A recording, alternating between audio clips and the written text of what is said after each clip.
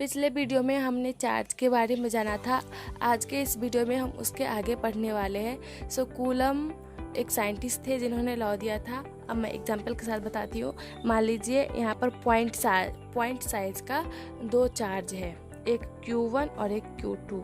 अब बोलेंगे हमने पॉइंट साइज का क्यों ही लिया, क्योंकि यहाँ पर कुछ समझ में नहीं आता कि ये लाइन यहाँ से खींचे या यहाँ से, तो इसलिए हमने पॉइंट साइज का लिया है।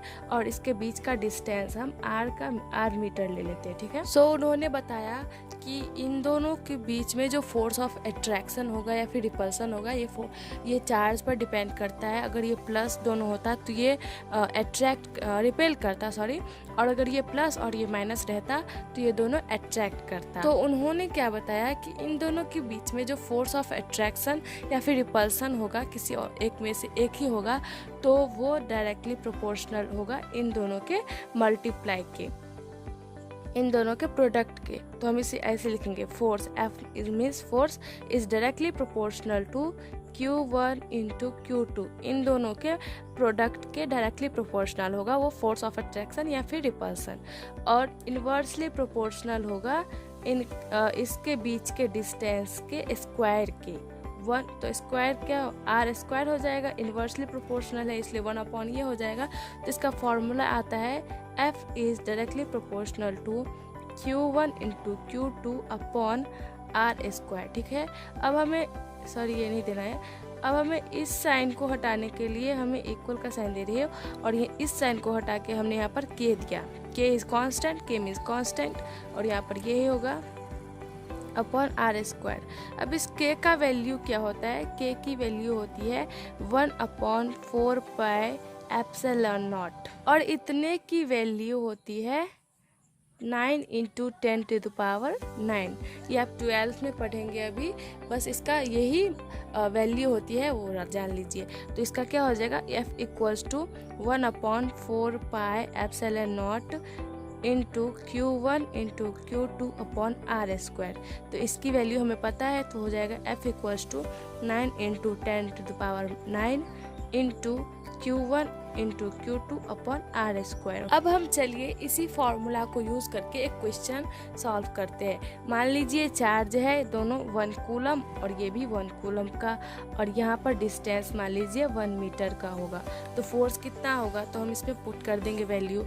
F इक्वल्स टू, ये तो ऐसे ही रहेगा 9 इंटू 10⁹ इंटू हमारा चार्ज क्या था 1, और इसका भी 1 इंटू 1 अपॉन R²। 1 का स्क्वायर 1 ही होता है, तो ये हट ही जाएगा, 1/1 तो कुछ होता नहीं है। तो F इक्वल्स टू क्या हो जाएगा 9 into 10⁹। So force equals to ये हो जाएगा हमारा, अगर उसमें डिस्टेंस 1 मीटर और चार्ज भी 1 रहा तो। अब यहाँ पर देखिए करंट की ये डेफिनेशन है, flow of charge in unit time called current. Unit time, तो इसका क्या हो जाएगा, फ्लो ऑफ चार्ज को हम Q से डिनोट करते हैं। इन यूनिट टाइम मान लीजिए सेकेंड में ही हम टाइम का T लिखते हैं, ओके, इक्वल्स टू I। ये हो गया करंट, I मीन्स करंट। इसका ऐसा यूनिट, और हम इसे डिनोट किसे करते हैं, ये अलग होगा। चार्ज को हम Q से डिनोट करते हैं, वाइल करंट को हम I से करते हैं, ठीक है। तो इसका ये फॉर्मूला आएगा। तो यहाँ पर ये चार्ज हो जाएगा, ये करंट है, ये हो गया चार्ज, और ये टाइम, ठीक है। और हमें करंट की SI यूनिट जाननी है। तो SI यूनिट करंट की होती है, तो ये टाइम चार्ज है, चार्ज कूलम में आता है, और ये सेकेंड में, तो कूलम पर सेकेंड, या फिर इसे हम एम्फेयर भी बोलते हैं। हम ये ज़्यादातर एम्फेयर ही यूज़ होता है, इसका यूज़ नहीं होता। तो SI यूनिट ऑफ चार्ज क्या हो जाएगा, करंट क्या हो जाएगा, एम्फेयर, ठीक है। अब मान लीजिए आपको किसी ने क्वेश्चन पूछा कि हमारा चार्ज इक्वल्स टू है 10 मैक्रो कूलम। यहाँ पर मैक्रो की वैल्यू आपको पता ही होगी, 10 की पावर -6 होता है, और इधर ये 10 तो है, ये तो 10 इंटू हो जाएगा, और यहाँ पर कूलम है। तो हमारा चार्ज कितना आ गया, 10 इंटू 10⁻⁻6 कूलम, ठीक है। तो ऐसे ही आप सॉल्व कर लेंगे किसी भी क्वेश्चन को। अब हम आते हैं पोटेंशियल पर। पोटेंशियल डिफरेंस पर। सो पोटेंशियल पहले क्या होता है तो वही जानना होगा। मान लीजिए ये एक इलेक्ट्रिक फील्ड है किसी भी करंट का, ठीक है, इलेक्ट्रिक फील्ड है किसी भी चार्ज का, इलेक्ट्रिक फील्ड है ये, ठीक है। और यहाँ पर कोई चार्ज है Q, यहाँ पर इन्फिनिटी पर है, ये इन्फिनिटी पर कोई चार्ज है। अगर हमें इस चार्ज को इस इलेक्ट्रिक फील्ड पर लाना है इन्फिनिटी से, और यहाँ पर अगर लाना है तो वर्क डन तो हो रहा है, तो उसी वर्क डन को हम पोटेंशियल बोलेंगे। तो इसका क्या हो जाएगा, the work done to bringing a unit charge from infinity to electric field is known as potential। कोई भी चार्ज को अगर हमें इन्फिनिटी से इलेक्ट्रिक फील्ड तक लाना है और यहाँ पर वर्क डन, उसी वर्क डन को हम क्या बोलते हैं, पोटेंशियल बोलते हैं। तो हमें इस क्लास में पोटेंशियल नहीं पढ़ना, हमें पोटेंशियल डिफरेंस पढ़ना है। तो पोटेंशियल डिफरेंस क्या होता है, ये इलेक्ट्रिक फील्ड मान लीजिए है और हम यहाँ पर कोई चार्ज है Q।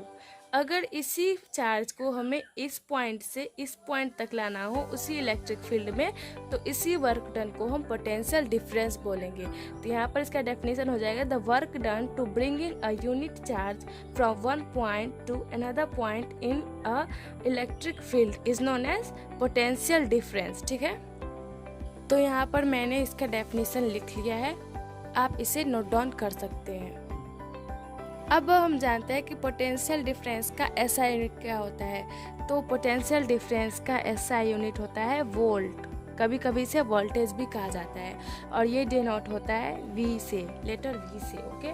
तो यहाँ पर हमने क्या देखा, वर्क डन हो रहा है चार्ज, मतलब किसी भी चार्ज को एक ही फील्ड में एक पॉइंट से दूसरे पॉइंट तक लाने में कितना चार्ज, कितना वर्क डन हो रहा है, उसी को हम पोटेंशियल डिफरेंस कहते हैं। तो यहाँ पर वोल्ट का क्या हो जाएगा formula, W/Q, where W is work done and Q is charge. Charge को तो हम Q से डिनोट करते हैं, पहले से पता होगा। और यहाँ पर V हो गया वोल्ट, या फिर इसे वोल्टेज भी कहते हैं। तो यहाँ पर इसका ये फॉर्मूला आ गया, इससे आप कोई भी क्वेश्चन को सॉल्व कर सकते हो। मैं एक क्वेश्चन सॉल्व करती हूँ, मैं एक एग्जांपल लेके आप लोगों को दिखाती हूँ।